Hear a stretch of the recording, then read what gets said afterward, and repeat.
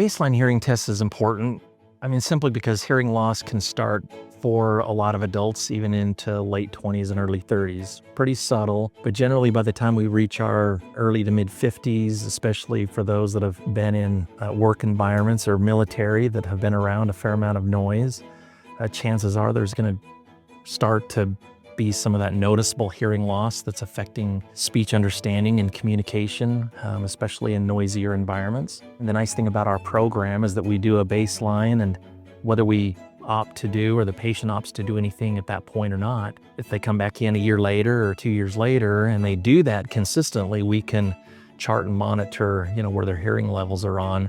Gives, people a good idea of where they're at, and maybe even answer some questions as to why maybe they're struggling in certain environments.